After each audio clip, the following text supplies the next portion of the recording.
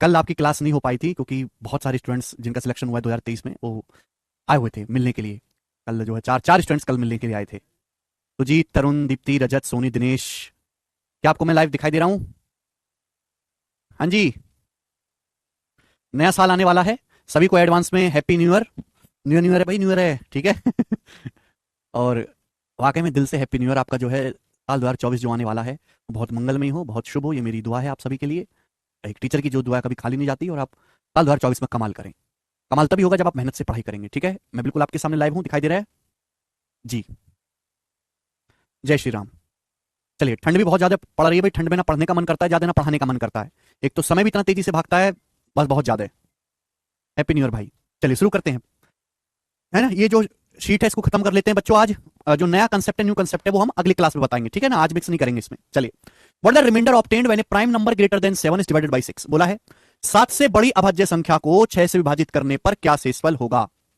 सवाल आपसे पूछा है कि 7 से बड़े प्राइम नंबर को 6 से भाग करने पर क्या शेषफल प्राप्त होगा, करके बताएं। मैं फोटो भेज रहा हूँ भाई, सुनो। डिटेल से कर लो दोनों भाइयों को, ठीक है। हम्म, हाँ, करें जल्दी से भाई।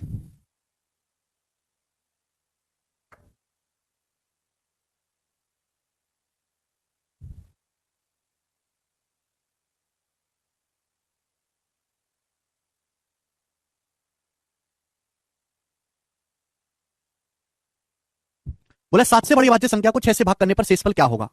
बहुत अच्छा सवाल है, लेटेस्ट एग्जाम में आया है, कोई मुश्किल नहीं साल को करने में। लेकिन लॉजिकली सुनिए मेरे दोस्तों, 7 से बड़े जितने भी प्राइम नंबर हैं उनको 6 से भाग करने पर शेषफल या तो 1 आएगा या 5 आएगा। पहला ऑप्शन है। देखो, साल को करने के दो तरीके हैं, या तो आप वैल्यू मान मान के कर लो, या फिर आप कंसेप्ट से कर लो। मैं दोनों बता दूंगा। जैसे 7 से बड़ा नंबर है मेरे दोस्तों 11। अब मैं 11 को 6 से भाग करूंगा तो क्या होगा, 6 कम 6 चला जाएगा, क्या बचेगा, शेषफल 5 बचेगा। तो 5 आ रहा है। 7 से बड़ा प्राइम नंबर 11 13 भी है। 13 को अगर 6 से भाग करूंगा तो 6 दूनी 12, शेषफल 1 आ रहा है। अभी 17 भी प्राइम नंबर है। 17 को 6 से भाग करूंगा तो 6 दूनी 12, शेषफल 5 आ रहा है। तो मैंने क्या देखा कि 7 से बड़े जितने भी प्राइम नंबर उनको 6 से भाग करेंगे तो शेषफल या तो 1 आ रहा है या 5 आ रहा है। दूसरा तरीका यह है, मैंने आपको पढ़ाया था कि जितने भी प्राइम नंबर होते हैं मेरे प्यारे भाई, दुनिया में जितने भी प्राइम नंबर या भाज्य संख्याएं, सभी को 6k प्लस माइनस 1 फॉर्म में लिखा जा सकता है। बात क्लियर है? आप बोलोगे हाँ जी सर। दुनिया में जितने भी प्राइम नंबर हैं या अभाज्य संख्या है, बेसिक तो मैंने बता दिया आदित्य, 3 क्लास तक बेसिक ही बताया है। ये तो हमने किया हिट एंड ट्रायल से कि भाई वैल्यू ले लेकर कर लेते हैं। हमने आपको बेसिक पढ़ा दिया आदित्य, पढ़ा आपने कि जितनी भी अभाज्य संख्याएं सभी को 6k प्लस माइनस 1 फॉर्म में या 6n प्लस माइनस 1 फॉर्म में लिखा जा सकता है, जहां n क्या है, एक नेचुरल नंबर है। 6n प्लस माइनस 1 फॉर्म में लिखा जा सकता है जितने भी प्राइम नंबर है। हर prime number 6n plus minus 1 form का होगा। अब अगर मैं इसको 6 से भाग करूंगा, 6 से भाग करूंगा, तो आप मुझे बताओ शेषफल क्या आएगा। 6 से भाग करूंगा तो क्या शेषफल आएगा। अगर मैं इसको 6 से भाग करूंगा तो भाई ये तो 6 से कट जाएगा। 6n ये 6 का मल्टीपल है, ये बचेगा प्लस माइनस 1। प्लस माइनस 1 को 6 से भाग करूंगा तो शेषफल क्या बचेगा, प्लस माइनस 1। यानी कि 6 से भाग करने पर रिमाइंडर या तो प्लस का 1 आएगा या माइनस का 1 आएगा। देखो, शेषफल कभी नेगेटिव तो होता नहीं है, ये मैं आगे पढ़ाऊंगा आपको, डाउट मत लाइएगा बेवजह का। अगली क्लास में अपना आप क्लियर हो जाएगा। डाउट आएगा भी अगली क्लास में अपना आप क्लियर हो जाएगा। अगर रिमाइंडर नेगेटिव आता है तो पॉजिटिव बनाने के लिए भाग किससे कर रहे हैं, 6 से। 6 जोड़ दो, -1 में 6 जोड़ दो, तो 6 से भाग करने पर रिमाइंडर या तो प्लस का 1 आएगा या प्लस का 5 आएगा। ये बेसिक हो गया। दोनों तरीके आपके पास करने के लिए हैं। अगला सवाल बताएं, सवाल नंबर 39।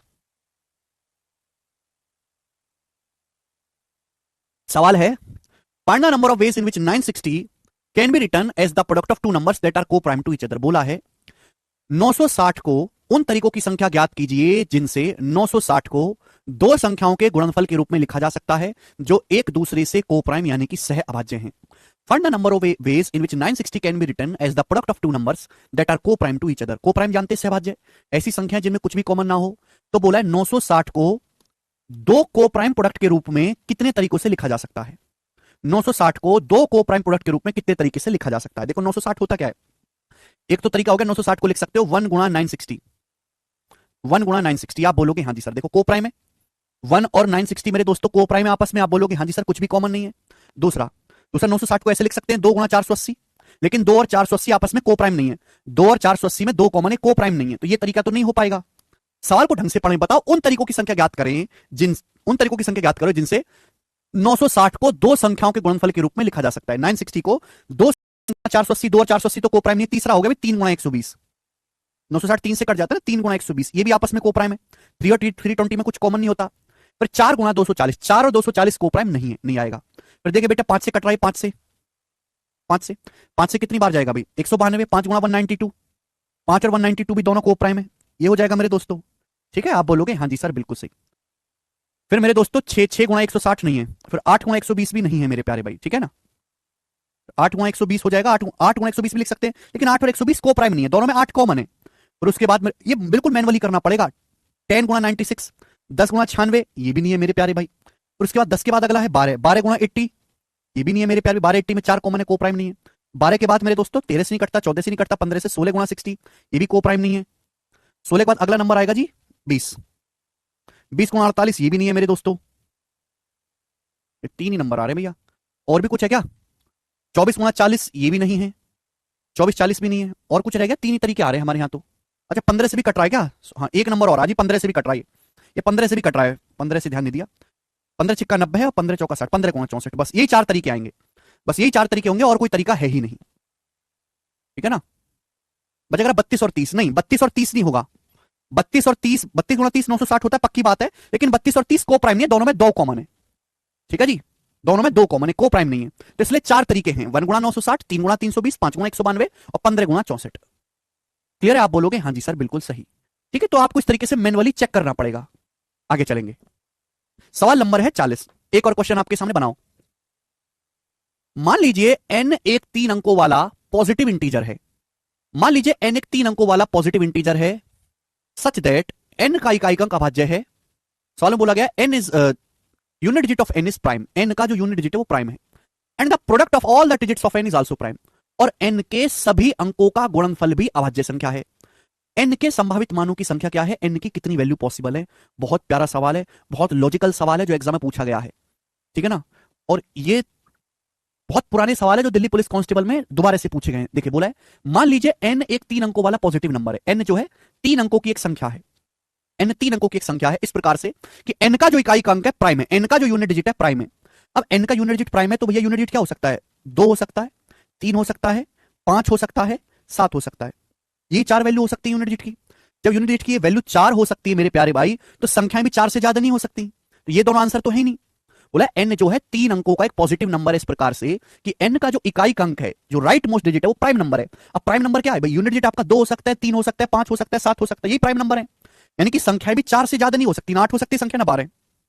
अगली लाइन ये भी बोली है इंपॉर्टेंट कि n के सभी अंकों का गुणनफल भी प्राइम है, product of all the digits of n is also prime, n के सभी डिजिट्स का प्रोडक्ट भी प्राइम है। तो आप बताओ n की कितनी वैल्यू पॉसिबल है। अब देखो प्राइम नंबर की परिभाषा क्या होती है, प्राइम नंबर वो नंबर होते हैं जो या तो 1 से डिवाइड होते हैं या खुद से डिवाइड होते हैं और किसी नंबर से डिवाइड नहीं होते। अब जैसे आपके पास एक 3 अंकों की संख्या है, 3 अंकों की संख्या, अब यानी कि एक डिजिट तो फिक्स हो गया मेरे दोस्तों, एक डिजिट तो आपका फिक्स हो गया प्राइम, बचे 2 डिजिट। अगर आपने ये दोनों डिजिट अलग अलग ले लिए, अलग अलग, तो यानी कि फैक्टर्स फिर 2 से ज्यादा हो जाएंगे। इसका मतलब मेरी मजबूरी ये है, मुझे तीनों का प्रोडक्ट भी प्राइम रखना है। अगर आपने मेरे दोस्तों अलग अलग ले लिए, सपोज मेरे दोस्तों ये तो 2 है, आपने ले लिया मेरे दोस्तों ये 3 ले लिया, आपने 5 ले लिया, तो तीनों का प्रोडक्ट क्या हो जाएगा? तीनों का प्रोडक्ट हो जाएगा 30। 30 तो प्राइम नंबर नहीं रहेगा, मुझे इन तीनों डिजिट्स का प्रोडक्ट भी प्राइम रखना है। तो मेरे पास केवल एक ही रास्ता है कि मैं बाकी के दोनों डिजिट को 1 1 लूं, जिससे कि मैं गुणा करूं 1 गुणा 1 गुणा 2, और ये 2 भी आपका प्राइम नंबर ही आएगा। मैं बाकी के दोनों डिजिट में 1 1 लूं, जिससे गुणा करने पर 3 3 भी प्राइम नंबर आएगा, 1 गुणा 1 गुणा 3 3 प्राइम नंबर आएगा, 1 गुणा 1 गुणा 5 5 प्राइम नंबर आएगा, यानी कि मैं 1 1 लूंगा। बाकी के दोनों डिजिट मेरी मजबूरी हो गई 1 1 लेने। लॉजिकली सोचो, यानी कि ये 4 ही संख्याएं बन पाएंगी, और ऐसे 4 संख्याएं पॉसिबल है। सी ऑप्शन सवाल का आंसर था, सी।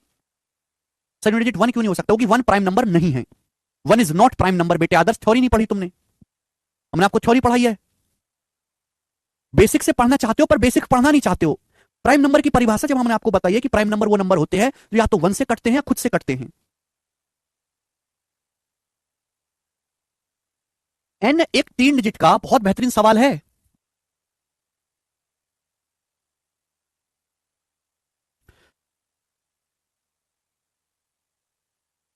भाई तुम लोगों ने सवाल ही ढंग से नहीं पढ़ा, तुम लोग क्वेश्चन ही ढंग से नहीं पढ़ रहे हो। सॉल्यूशन ढूंढो, सॉल्यूशन छोड़ो भाई, सवाल को ढंग से पढ़ो, सवाल को, सवाल ढंग से पढ़ो, सवाल, सवाल ढंग से पढ़ो प्लीज। क्वेश्चन को ढंग से पढ़ें, क्वेश्चन को ढंग से पढ़ें। सॉल्यूशन में कुछ नहीं रखा, क्वेश्चन को ढंग से पढ़ा। आप क्वेश्चन ही नहीं पढ़ रहे ढंग से। हर किसी के बस की नहीं है सवाल करना, ये दिल्ली पुलिस कांस्टेबल का। मान लीजिए n एक 3 अंकों वाला पॉजिटिव नंबर है, n प्राइम नंबर नहीं बोला, क्वेश्चन ढंग से पढ़ो। अबे राक्षसो, मान लीजिए कि n एक 3 अंकों वाला पॉजिटिव इंटीजर है, n पॉजिटिव इंटीजर है, n एक संख्या है 3 अंकों की, n प्राइम नहीं है, n एक पॉजिटिव इंटीजर है, n का मान कुछ भी हो सकता है, n का यूनिट डिजिट प्राइम है, n का यूनिट डिजिट प्राइम है। यूनिट डिजिट इकाई अंक सिंगल डिजिट होता है, तो n का यूनिट डिजिट क्या हो सकता है? अगर n का यूनिट डिजिट प्राइम है तो यूनिट डिजिट या तो मैं 2 लूंगा, या मैं 3 लूंगा, या मैं 5 लूंगा, या मैं 7 लूंगा, क्योंकि यही 4 प्राइम नंबर होते हैं सिंगल डिजिट में, 2 3 5 और 7। 1 थोड़ा ना प्राइम नंबर होता है। बोला n के सभी अंकों का गुणनफल भी प्राइम है, n के डिजिट्स का प्रोडक्ट भी प्राइम है।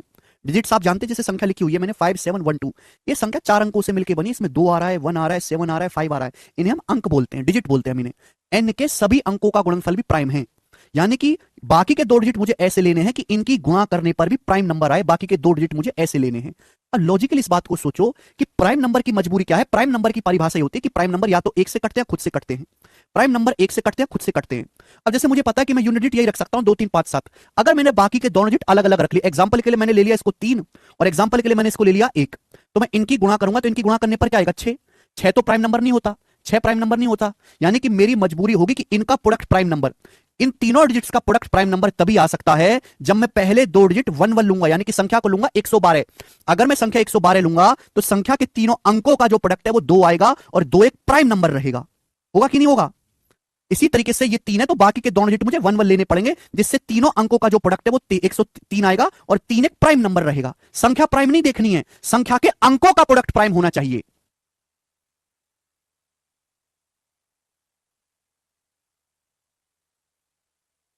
संख्या प्राइम नहीं है, संख्या के अंकों का प्रोडक्ट प्राइम होना चाहिए। तो हमारी मजबूरी है ये कि भाई अगर मैं 1 के अलावा कोई और नंबर लूंगा तो इनका प्रोडक्ट प्राइम नहीं हो पाएगा, अभाज्य संख्या नहीं रहेगा लॉजिकली। इसलिए मैं हमेशा कहता हूं कि क्वेश्चन को ढंग से पढ़ो। हेमंत जी समझ में आया?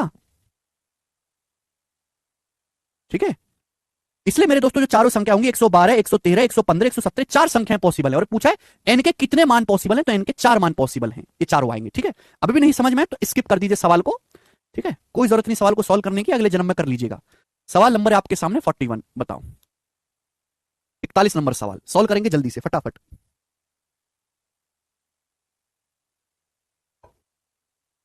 पहले आप प्राइम नंबर कंपोजिट नंबर की परिभाषा। हाँ 115 प्राइम नंबर नहीं है, बिल्कुल नहीं है, मैं कब कह रहा हूँ 115 प्राइम नंबर है ना, मुझे 115 को प्राइम बनाना है, मुझे संख्या प्राइम बनानी नहीं है, मुझे संख्याओं का प्रोडक्ट प्राइम बनाना है, संख्याओं का प्रोडक्ट प्राइम बनाना है जी। Twin prime numbers are the prime numbers whose different is always equal to 2। यमज यमज अभाज्य संख्याएं वे अभाज्य संख्याएं जिनका अंतर हमेशा 2 के बराबर होता है। यहां तो एग्जामिनर दयालु है, इसलिए उसने परिभाषा लिख के दी है।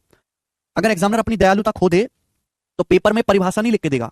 हमने आपको ऑलरेडी पढ़ा दिया कि ट्विन प्राइम नंबर, मैंने आपको पढ़ाया ना, ट्विन प्राइम नंबर हिंदी में कहते हैं यमज अभाज्य संख्याएं। तो ट्विन प्राइम नंबर्स वो नंबर होते हैं जिनके बीच में 2 का डिफरेंस होता है, जैसे कि 11 13। ठीक है बेटे, जैसे कि 17 19, ये सब प्राइम नंबर है, जैसे कि 29 और 31, ये सब ट्विन प्राइम नंबर है। ट्विन प्राइम नंबर से मेरे प्यारे बेटे, ठीक है ना, जिनके बीच में ऐसे 2 प्राइम नंबर जिनके बीच का डिफरेंस 2 होता है, ट्विन प्राइम कहलाते हैं। तो आपसे पूछा 35 और 100 के बीच ट्विन प्राइम नंबर्स की संख्या कितनी है? The number of twin primes between 35 and 100 is, 35 और 100 के बीच ट्विन प्राइम नंबर्स की संख्या क्या है? जवाब दीजिएगा। 35 और 100 के बीच, तो 35 के बाद अगला प्राइम नंबर है 37, 37 और 39 तो ये नहीं बन पाएगा, नहीं बन पाएगा। 37 के बाद 41 43 आ गया, एक तो 41 43 आ गया मेरे प्यारे भाई। आप बोलोगे हाँ जी सर, उसके बाद क्या होगा बेटे? 47 49 नहीं होगा, 53 55 नहीं होगा, 59 61 आ गया। चेक करना पड़ेगा एक एक स्टेप वाइज से। 59 61 आ गया, फिर अगला 67 69, 69 प्राइम नंबर नहीं हो गया। 71 73 आ गया बेटे, 71 73 आ गया। फिर आगे क्या आएगा? 79 81 81 प्राइम नहीं होता, 83 85 85 प्राइम नहीं होता, 89 91 91 प्राइम नहीं होता। बस यही 3 रहेंगे। 97 के बाद तो 99 आएगा, 99 प्राइम नहीं होता। बस ये 3 ट्विन प्राइम आएंगे, तो इस सवाल का आंसर है पी ऑप्शन 3। 3 आंसर है।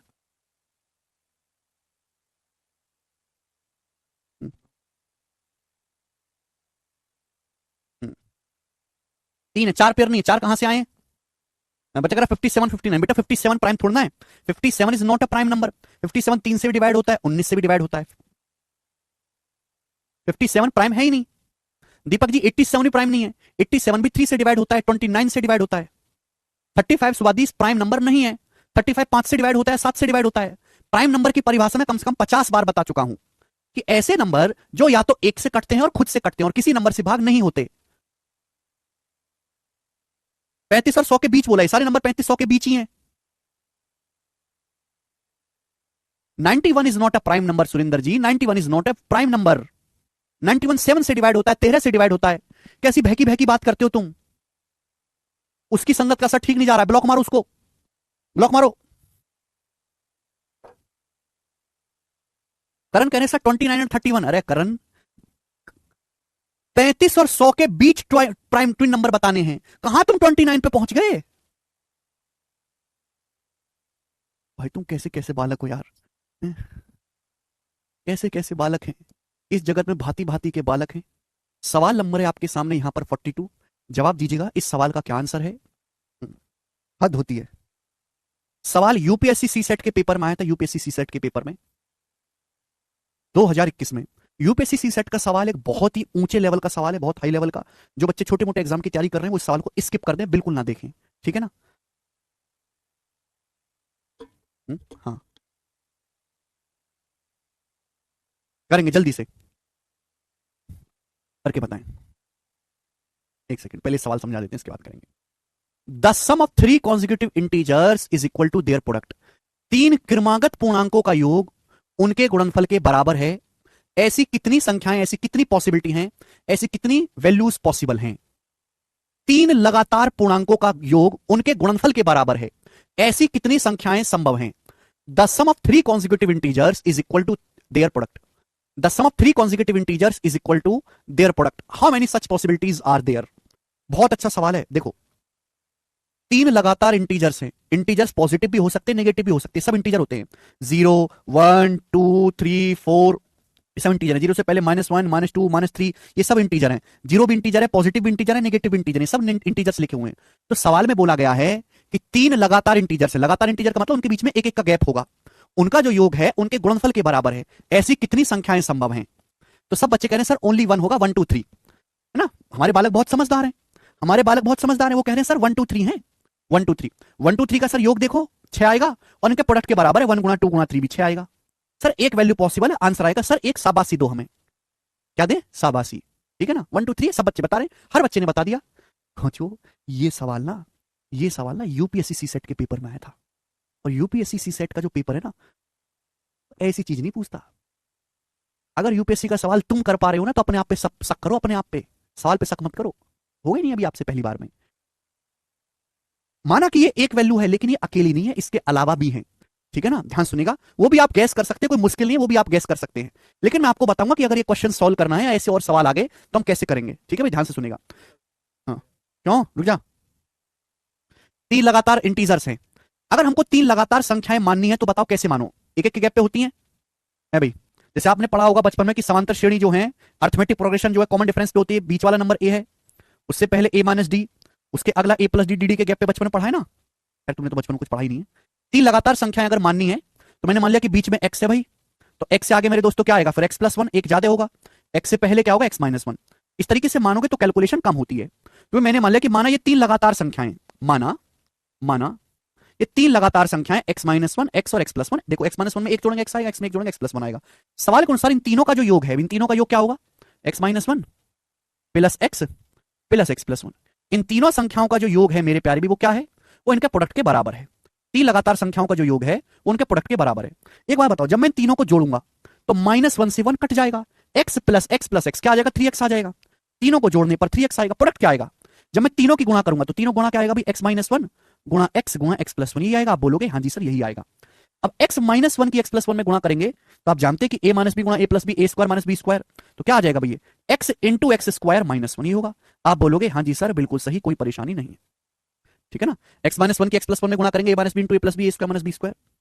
अब मेरे प्यारे भाई, ये लेफ्ट साइड में भी x है, राइट साइड में भी x है, ठीक है मेरे प्यारे भाई। यहां तक कोई तकलीफ? बोलो, इसे कोई समस्या? अब x से x ऐसे नहीं काट सकते कि आपने x काट दिया। x तभी काट सकते हो जब x का मान 0 ना हो। अगर x का मान मेरे प्यारे भाई यहां से 0 हो गया, x का मान अगर यहां से 0 हो गया मेरे प्यारे भाई, तो ये भी 0 हो जाएगा, ये भी 0 हो जाएगा। यानी कि एक तो x की वैल्यू 0 हो सकती है, एक तो मेरे प्यारे भी x का मान 0 हो सकता है, 0। अगर x का मान 0 हो गया तो ये भी 0 गुना समथिंग 0 आ जाएगा, ये भी 0 गुना 3 0 आ जाएगा। देखो दोनों बराबर हो जाएगा। एक तो x की वैल्यू 0 हो सकती है। अगर x का मान 0 नहीं है, 0 के अलावा कोई नंबर है, तो x कट जाएगा मेरे प्यारे भाई। तो एक्स स्क्वायर माइनस 1 किसके बराबर आएगा? 3 के बराबर। एक्स स्क्वायर माइनस 1 किसके बराबर है? 3 के बराबर। -1 उधर चला जाएगा, तो एक्स स्क्वायर बराबर क्या आ जाएगा? 4। एक्स स्क्वायर बराबर अगर 4 आ गया तो एक्स की वैल्यू क्या आएगी? +2 और -2। एक्स की वैल्यू क्या आएगी मेरे दोस्तों? +2 और -2, क्योंकि +2 का स्क्वायर भी 4 होता है, -2 का स्क्वायर भी 4 होता है। तो एक्स की 3 वैल्यू आएंगी, 0, 2 और -2। एक्स की 3 वैल्यू आएंगी। जब एक्स की 3 वैल्यू है तो संख्याओं के भी 3 पॉसिबिलिटी होंगी, तो आंसर सी ऑप्शन आएगा। संख्याओं की भी 3 पॉसिबिलिटी होंगी। अगर मैं एक्स को 0 मानता हूं, 0, एक संख्या -1, अगली संख्या +1। देखो इन तीनों का योग करो, इन तीनों का योग 0 आएगा, इन तीनों को प्रोडक्ट करो, प्रोडक्ट भी 0 आएगा, इन तीनों संख्याओं का योग भी 0 है, गुणा करने पर भी 0 आएगा। 0 के किसी भी नंबर में गुणा करो 0 ही आता है। अगर मैं x को 2 मानता हूं, x को 2, तो ये क्या आएगा, 2 - 1 1, ये आएगा 2 + 1 3, 1 2 3। तीनों का योग भी 6, गुणा करने पर भी 6 है। अगर मैं x को -2 मानता हूं कि x का मान -2 है, तो ये क्या आएगा, -2 में -1 करेंगे -3, -2 में 1 ऐड करेंगे -1। देखो तीनों का योग भी -6 है, ये जोड़ूंगा तीनों को -6 आएगा, तीनों की गुणा करूंगा, गुणा करने पर भी -6 आएगा। तो कितनी वैल्यू पॉसिबल है बेटे, 3 वैल्यूज पॉसिबल है। बहुत बेहतरीन चीज है, ठीक है ना। ये नंबर सिस्टम है। अगर हम अर्थमेटिक में होते तो एक्स एक्स काट देते, लेकिन ये नंबर सिस्टम अलजेब्रा में ऐसे नहीं होता। अगर दोनों साइड एक्स आ रहा है तो एक्स तभी कट पाएगा जब एक्स का मान 0 नहीं है। लेकिन अगर एक्स की वैल्यू 0 है तो लेफ्ट साइड राइट साइड बराबर हो जाएगा, तो एक्स की एक वैल्यू 0 भी आएगी। अगर एक्स का मान 0 नहीं है तो एक्स की वैल्यू होगी 2 और -2। ठीक है, यहां से 3 वैल्यूज पॉसिबल है। समझ में आएगा, बहुत ही लॉजिकल सवाल है। ठीक है जी, आगे चलेंगे। नेक्स्ट क्वेश्चन बनाओ 43। देखो जब मैं तुमको पढ़ाना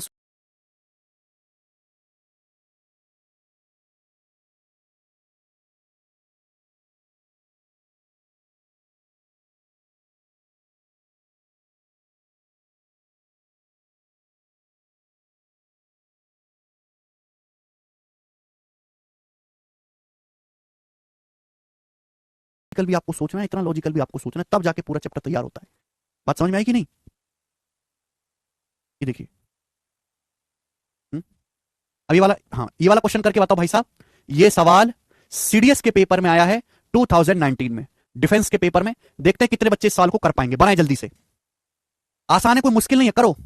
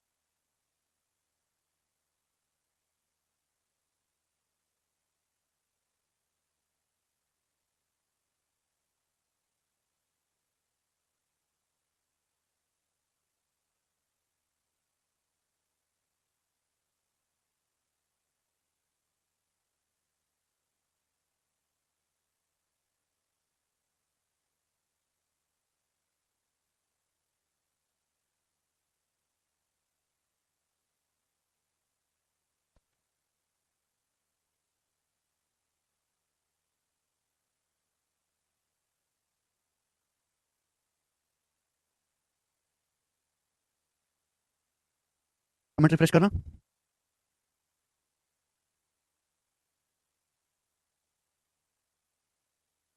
बनाए,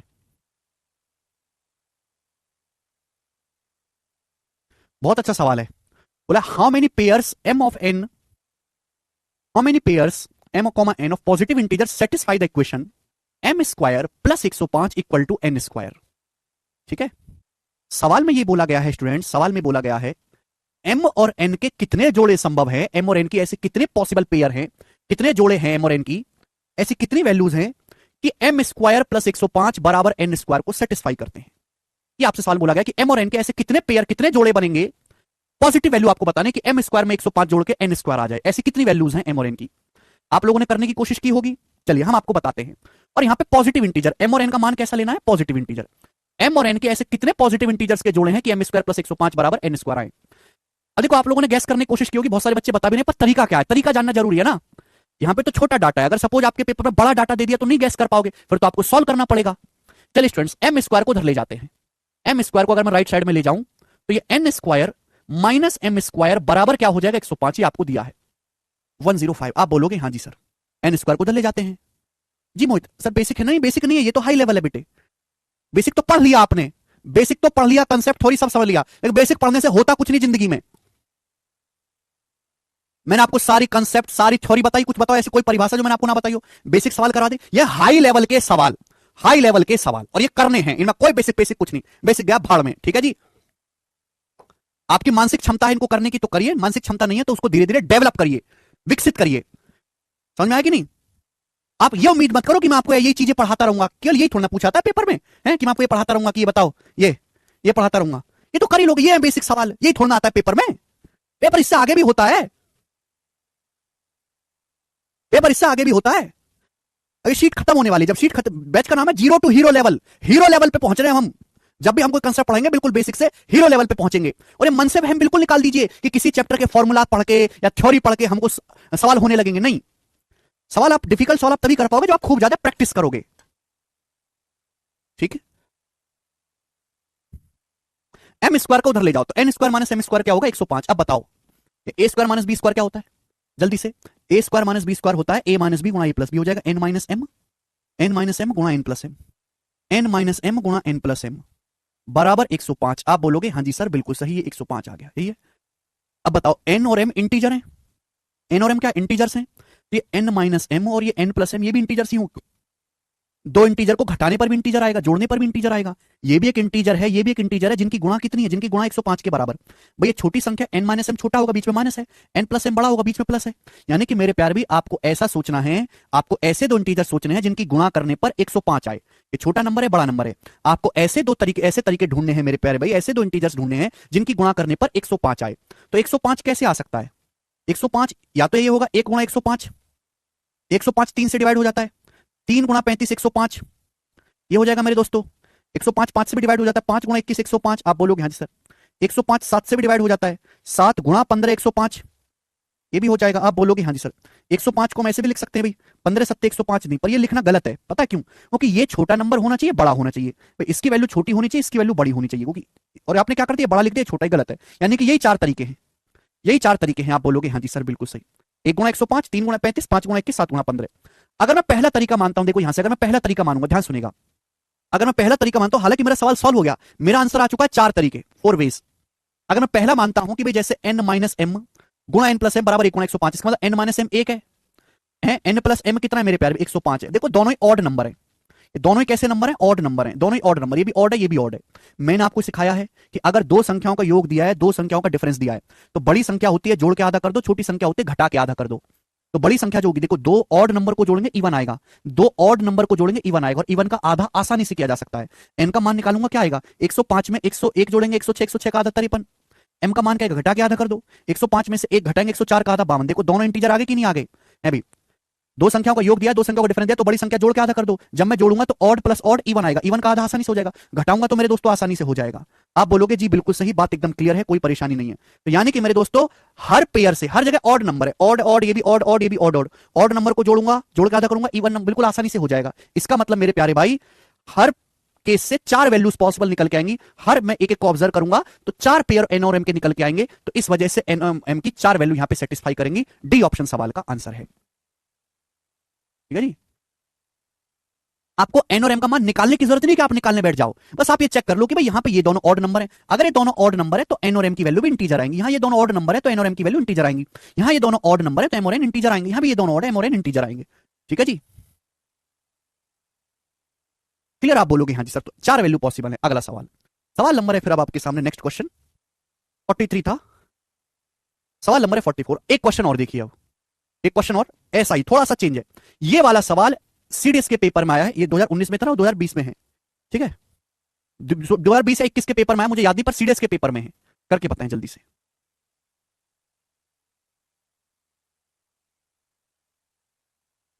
देखो अब इस सवाल में थोड़ा सा चेंज है, ये सवाल मैंने इसलिए लिया है, इसमें थोड़ा सा चेंज है। बताओ, मान लीजिए n इस प्रकार का एक पॉजिटिव नंबर है कि n स्क्वायर प्लस 48 एक परफेक्ट स्क्वायर नंबर, एक पूर्ण वर्ग संख्या है, तो n की कितनी वैल्यू पॉसिबल है। Suppose n is a positive number such that n square plus 48 is a perfect square, the possible values of n, what is the number of such n। अब ध्यान सुनेगा मेरे दोस्तों, मेरी बात को गौर से सुनेगा, आपको समझ में आएगा बहुत प्यार से। परफेक्ट स्क्वायर नंबर,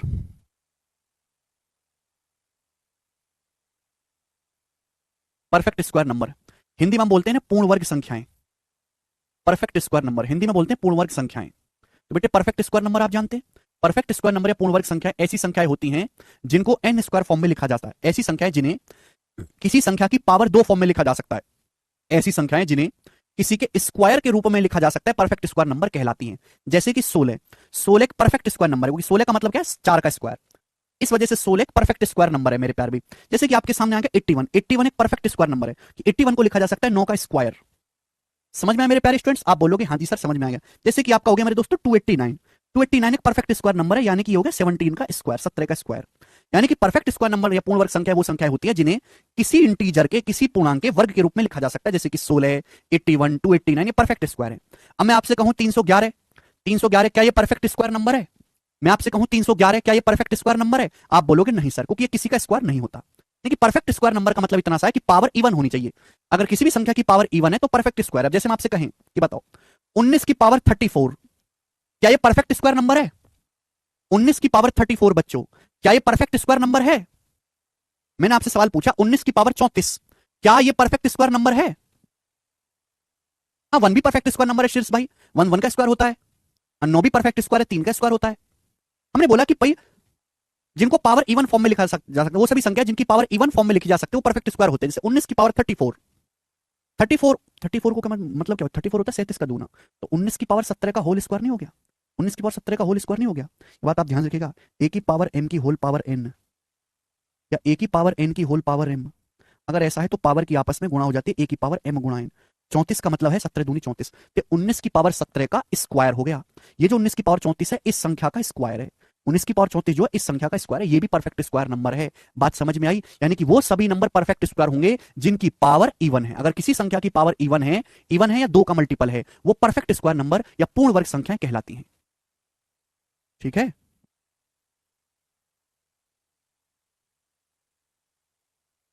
तो ये सभी को कंसेप्ट समझ में आएगा, यही है बेसिक, इसी को बेसिक बोलते हैं। ठीक है ना? आपके हिसाब से बेसिक की परिभाषा क्या है? आपके हिसाब से बेसिक की गिनती 5 का पहाड़ा, 6 का पहाड़ा।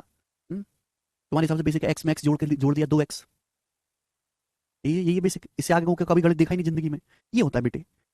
लेकिन ये इसी सवाल थोड़ा ना रहा पेपर में आ थोड़ा ना रहा कि परफेक्ट स्क्वायर नंबर की परिभाषा बताओ। ये तो जानने के लिए अच्छा है। ठीक है, सवाल तो ये आएगा। मान लीजिए n एक पॉजिटिव इंटीजर है कि n स्क्वायर प्लस 48, हम पॉजिटिव इंटीजर की बात कर रहे हैं रीता जी। मान लीजिए n एक पॉजिटिव इंटीजर इस प्रकार है कि n स्क्वायर प्लस 48 एक परफेक्ट स्क्वायर है, तो n की कितनी वैल्यू पॉसिबल है? अब ये थोड़ा हटके सवाल है। n square plus 48 is a perfect square number. n square plus 48 एक पूर्ण वर्ग संख्या है, बताओ n की कितनी वैल्यू पॉसिबल है? अगर n स्क्वायर प्लस 48 एक परफेक्ट स्क्वायर नंबर है तो इसका मतलब इसे किसी इंटीजर की पावर 2 की फॉर्म में लिखा जा सकता है। अगर ये परफेक्ट स्क्वायर नंबर है इसका मतलब मेरे प्यारे भाई इसको किसी इंटीजर की पावर 2 की फॉर्म में लिखा जा सकता है। ये किसी इंटीजर का स्क्वायर होगा, ये किसी इंटीजर का स्क्वायर होगा मेरे प्यारे, मान लिया। परफेक्ट स्क्वायर नंबर का क्या मतलब है? किसी पूर्णांक का मेरे दोस्तों वर्ग। आप बोलोगे हाँ जी सर बिल्कुल सही बात समझ में आई। अगर ऐसा है मेरे प्यारे भी तो ये n स्क्वायर उधर चला जाएगा, ए स्क्वायर माइनस एन स्क्वायर बराबर 48। आप बोलोगे हाँ जी सर। और आप जानते हैं ए स्क्वायर माइनस बी स्क्वायर क्या होता है? ए माइनस बी इंटू ए प्लस बी, के माइनस एन गुणा के प्लस एन, के माइनस एन गुणा के प्लस एन। आप बोलोगे हाँ जी सर। के माइनस एन गुणा के प्लस एन, आप बोलोगे जी बिल्कुल सही, बराबर 48। अब मेरे दोस्तों अगर ये दोनों इंटीजर हैं तो इनकी गुणा करने पर भी ये इंटीजर ही होगा। अगर के और एन इंटीजर है तो इनका डिफरेंस भी इंटीजर होगा, इनका योग भी इंटीजर होगा, इनकी गुणा करने पर भी इंटीजर आ रहा है 48। ठीक है भाई, यानी कि आपको 48 को दो संख्याओं के प्रोडक्ट में ब्रेक करना है, जैसे पिछले सवाल में किया है ना। ये छोटी संख्या है बड़ी संख्या है, तो 48 को ब्रेक करो। तो 48 को हम कैसे लिख सकते हैं? 48 का मतलब 1 गुणा 48, 48 2 से कटता है, 2 गुणा 24। 48 को मैं लिख सकता हूं 3 गुणा 16, 48 का मतलब 4 गुणा 12, 48 का मतलब 6 गुणा 8। बस ये 5 केस आ जाएंगे। ये क्या हो जाएंगे मेरे दोस्तों? 5 केस हो जाएंगे। तो ये छोटी संख्या होनी चाहिए बड़ी संख्या, 1 गुणा 48, 2 गुणा 24, 3 गुणा 16, 4 गुणा 12, 6 गुणा 8। लेकिन मेरे दोस्तों ध्यान से सुनिएगा, मैंने आपको कल भी एक बात बताई थी कि अगर दो संख्याओं का डिफरेंस दिया है, दो संख्याओं का सम दिया है, तो बड़ी संख्या होती है जोड़ के आधा कर दो, छोटी संख्या होती है घटा के आधा कर दो। अब ऑड में ऑड जोड़ेंगे तो इवन आएगा, इवन में इवन जोड़ेंगे तो इवन आएगा। लेकिन अगर हम ऑड में इवन नंबर जोड़ेंगे तो ऑड नंबर आएगा। अगर मैं पहला केस मानता हूं, पहला वाला केस, तो यहां से के और एन की वैल्यू इंटीजर नहीं आएगी। देखो अगर मैं पहला केस मानता हूं तो के माइनस एन जो है वो 1 है और के प्लस एन जो है वो 48 है। अब के माइनस एन तो एक ऑड नंबर है, ऑड नंबर। के प्लस एन एक इवन नंबर है, इवन नंबर। मैं अगर आपसे पूछूं के का मान क्या होगा, तो आप कहोगे सर के का मान होगा दोनों को जोड़ के आधा कर दो। और आपको ये पता होना चाहिए कि जब मैं एक ऑड नंबर में जब एक इवन नंबर जोड़ूंगा तो ऑड आएगा, और ऑड का आधा करूंगा तो डेसिमल में चला जाएगा। तो के की वैल्यू इंटीजर थोड़ा ना होगी, तो डेसिमल में पहुंच गई। मैं एन का मान निकालूंगा तो आप कहोगे सर घटा के आधा कर दो, बड़ी में से छोटी संख्या घटा के आधा कर दो है। लेकिन जब मैं एक इवन नंबर में से एक ऑड नंबर घटाऊंगा तो डेसिमल में चला जाएगा, डेसिमल में। यानी कि मेरे दोस्तों यहां से के और एन का मान इंटीजर नहीं आएगा। इंटीजर तभी आएगा या तो ये दोनों ऑड हो, ऑड में ऑड जोड़ के इवन होता है, इवन का आधा हो जाएगा आसानी से। या फिर दोनों ही इवन नंबर हो, इवन में इवन जोड़ेंगे, इवन इवन का आधा आसानी से हो जाएगा। यानी कि यहां से k और n का मान इंटीजर नहीं आएगा, यहां से आ जाएगा दोनों इवन है। यहां से k और n का मान इंटीजर नहीं आएगा, 3 और 16 एक ऑड है एक इवन है, यहां दोनों इवन है यहां दोनों इवन है। यानी कि मेरे दोस्तों ये दोनों केस ऐसे जहां से k और n की वैल्यू डेसिमल में चली जाएगी, इन्हें इग्नोर कर देंगे, और k और n के मान इंटीजर यहां से आएगा यहां से आएगा यहां से आएगा। तो यानी कि 3 वैल्यू n के 3 मान पॉसिबल होंगे, और ये आंसर है। ये सारी चीज दिमाग में सोचने, इतना विकसित करो आपके दिमाग को। हमने आपको यह सिखाया है कि ऑड में इवन नंबर जोड़ते हैं या घटाते ऑड आता है, इसको कहते हैं बेसिक। ये हुआ बेसिक। बेसिक को धर के चाट लो, कुछ नहीं होता उससे, जब तक आप सवाल में उस बेसिक का इस्तेमाल करना नहीं जानोगे। और एक टफ सवाल इसलिए होते हैं जिनसे आप बेसिक का इस्तेमाल करना सीखो।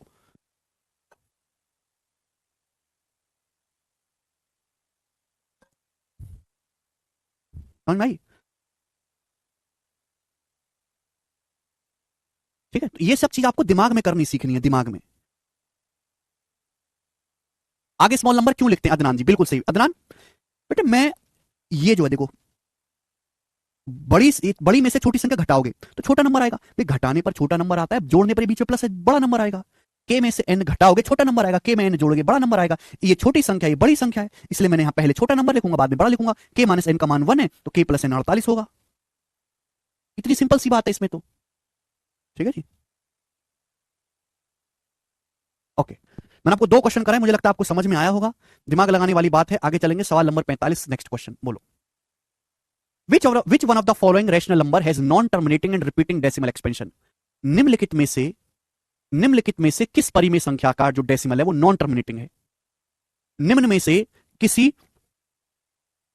से किस परिमेय संख्या का जो डेसिमल है वो नॉन टर्मिनेटिंग? आपके सामने 4 रेशनल नंबर दिए, बोला है किसका डेसिमल एक्सपेंशन जो है वो अशांत होगा, अशांत पुनरावर्ती दशमलव होगा।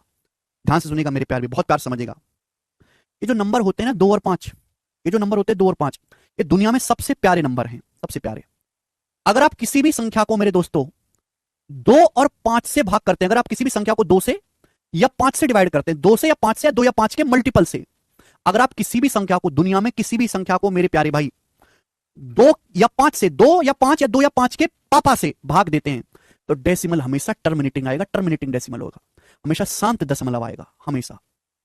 दुनिया में सबसे प्यारे नंबर है 2 और 5। किसी भी संख्या को अगर आप 2 से या 5 से भाग देंगे, 2 या 5 से बनने वाले नंबर से भाग देंगे, हमेशा डेसिमल टर्मिनेटिंग आएगा। जैसे एग्जांपल के लिए है 27, 27 को मैं 8 से भाग देता हूं, 8 से। अब बेटे 8 क्या है? 8 जो है वो 2 का क्यूब है, 2 से बनने वाला नंबर है। 8 जो है वो 2 से बनने वाला नंबर है। 8 को बनाने में केवल 2 का इस्तेमाल होता है। 8 2 का क्यूब है। देखो 27 को 8 से भाग देंगे, 3:3/8 आएगा, और 3/8 मतलब 0.375, 3.375।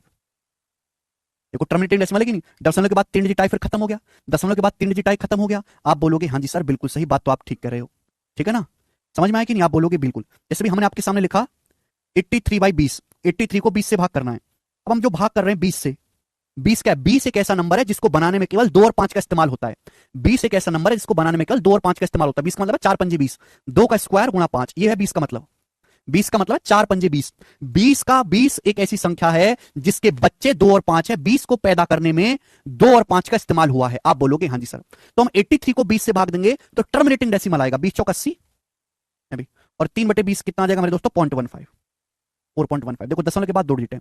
यानी कि आप किसी भी संख्या को 2 और 5 से बनने वाली संख्याओं से भाग दोगे तो हमेशा टर्मिनेटिंग डेसिमल आएगा। ठीक है ना? यानी कि मेरे दोस्तों अगर आप n को भाग देते हो 2 की पावर a इंटू 5 की पावर b से, ना 2 और 5 से पैदा होने वाली संख्याओं से भाग दोगे, हमेशा टर्मिनेटिंग डेसिमल आएगा। ठीक है जी? यहां तक किसी बच्चे को कोई समस्या? मैंने आपको एग्जांपल देके समझाया, यही बेसिक है, यही है बेसिक मेरे प्यारे भाई। ठीक है ना? किसी भी संख्या को 2 और 5 से पैदा होने वाली संख्याओं से भाग दोगे, हमेशा टर्मिनेटिंग शांत दशमलव आएगा। मतलब दशमलव के बाद जो अंक होंगे वो लिमिटेड होंगे। जैसे दशमलव के बाद 3 अंक है, दशमलव के बाद 2 अंक है। और भी आप एग्जांपल ले लीजिए मेरे प्यारे भी, बताओ कौन सा एग्जांपल ले लें? कोई भी आप एग्जांपल ले लीजिए मेरे दोस्तों। जैसे अब 481 को भाग दीजिए 250 से, 250 से। 481 को भाग दीजिए 250 से, बताओ भाग करने पर क्या आएगा?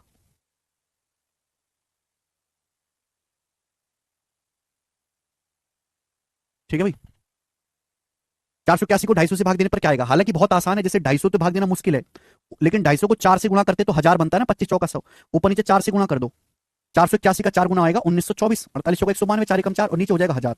1924 को 1000 से भाग देंगे 1.924। देखो टर्मिनेटिंग डेसिमल आया ना, डेसिमल के बाद मात्र 3 डिजिट है। क्योंकि मेरे दोस्तों जो 250 है, जिस नंबर से आप भाग कर रहे हो 250, ये 2 और 5 से मिलकर बना होता है। 250 का मतलब है 2 गुणा 125, 125 मतलब 5 का क्यूब। यानी कि मेरे प्यारे भाई, अगर आप किसी भी संख्या को 2 और 5 से बनने वाली संख्याओं से भाग देंगे, हमेशा टर्मिनेटिंग डेसिमल आएगा। लेकिन अगर आप 2 और 5 के अलावा, अगर आप किसी संख्या को मेरे दोस्तों 2 और 5 के अलावा, अदर 10 2,5, 2 और 5 के अलावा किसी और नंबर से भाग दोगे, किसी और नंबर से भाग दोगे, तो हमेशा जो डेसिमल है वो नॉन टर्मिनेटिंग आएगा। नॉन टर्मिनेटिंग, अशांत दशमलव आएगा, अशांत दशमलव, लेकिन रिपीटिंग होगा। बट रिपीटिंग डेसिमल आएगा, repeating decimal, repeating decimal, recurring decimal, अशांत एवं पुनरावर्ती दशमलव आएगा। अगर आप किसी भी संख्या को मेरे प्यारे भाई, ध्यान सुनते रहेगा, किसी भी संख्या को मेरे प्यारे भाई 2 और 5 के अलावा अदर किसी नंबर से भाग देंगे मेरे प्यारे भाई, तो हमेशा रिपीटिंग डेसिमल आएगा, हमेशा रिपीटिंग डेसिमल आएगा मेरे प्यारे भाई। ठीक है जी, कोई भी आप लेके देख लीजिए, कोई भी जो आपको पसंद आए। जैसे एग्जांपल के लिए 19/6, मैंने 19 को 6 से भाग दिया। अब 6 में मेरे दोस्तों 6 का मतलब होता है 2 तिया 6, 6 में 2 तो आ गया, चलो कोई बात नहीं, 3 आ रहा है। देखो 3 आ रहा है कि नहीं आ रहा है?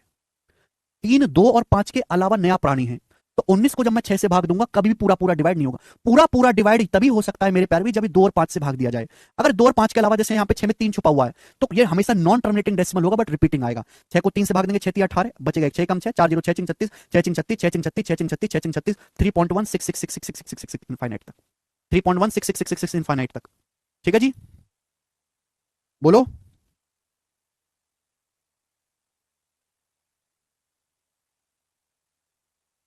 3.1 3.1666 3.16, देखो टर्मिनेटिंग डेसिमल है। ठीक है ना सर? 2 या 5 अगर किसी से भाग दोगे तो अशांत दशमलव आएगा, लेकिन वो एक रिपीटिंग मोड का होगा, बार बार एक ही पैटर्न को रिपीट करेगा। 22/7 को देना, हाँ बिल्कुल 22/7 ले लेते हैं भाई, कह रहा है। अगर हम 22/7 देते हैं, देखिए 7 जो नंबर है 2 और 5 के अलावा है, 7 is a number different from 2 and 5। अब 22 को 7 से भागने, 7 21 1 बचेगा, 3 पॉइंट, अभी एक 7 एकम 7 1 2, 7 एकम 7 यहां से, फिर मेरे दोस्तों एक बचेगा, 7 एकम 3 0 7 21, एक सेकंड, 3.142857, 142857, फिर 142857, फिर 142857, ये आता जाएगा कंटिन्यूसली, देखो चाहे भाग करके देख लो।